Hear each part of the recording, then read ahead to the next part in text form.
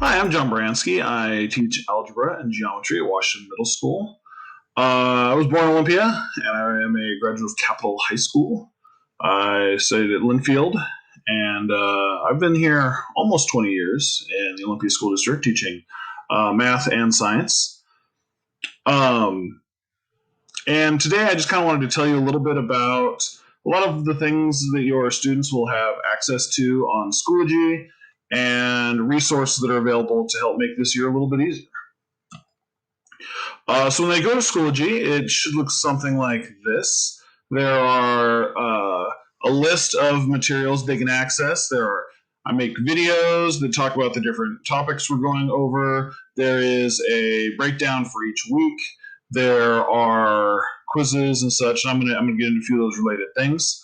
If your students have not had an opportunity to pick up textbooks at the school, the links up at the top there are buttons that will take them to the red algebra textbook or the MVP curriculum. With geometry, I don't have an online version of the book, but we also use the book very little, so that should be fine. All right. Also, not a cinematographer. I have like every light in my house on. It still looks like I'm sitting in the dark. I apologize. And this is for algebra and geometry, although I'm using algebra as an example. Here's what it looks like when they look for the weekly breakdown. It's got the dates. It has the targets. So these are the main topics that we're going to be focusing on for that week.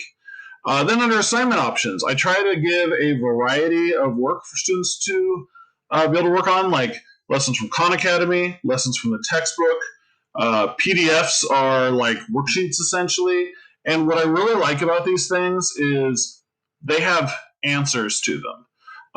Khan Academy, when you do the problem, it tells you whether you did it correctly or not, and then you can look and you can go through the problem step by step to see what mistakes you might have made. Or if you're not sure how to do it, you can see how to do a problem and then try another one.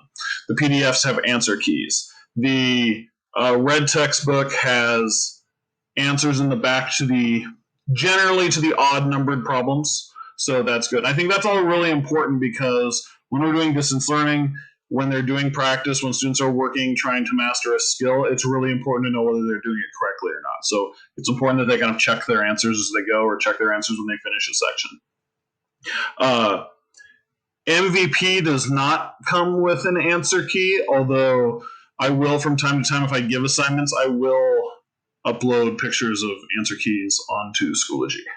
And that will be its own discussion. It'll say page this through this, and it'll answers, and they can click on that to see the answers. So there'll be a page like this for every week. There will also be assessment pages. At the top of the assessment page, it'll say when the assessment is due, and then it'll go through and it'll have the problems. They'll do this on a sheet of paper or on their computer, and then they will take a photo or screenshot and upload it to Schoology, and that's where I will correct it from. In the middle there, you can kind of see the directions for uploading assignments to Schoology. That's on every assessment. I give those directions, and so far we're doing pretty well with it. Students can do retakes after they get their score. When I correct the test, if students do not get 100%, I will put notes on their assessment about what it is they need to fix or what they did incorrectly.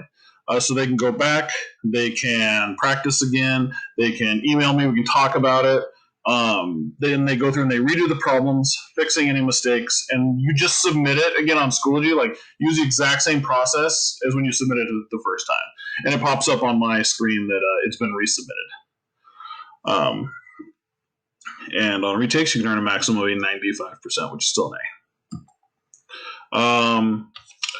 So I just encourage you to email me if you have any questions.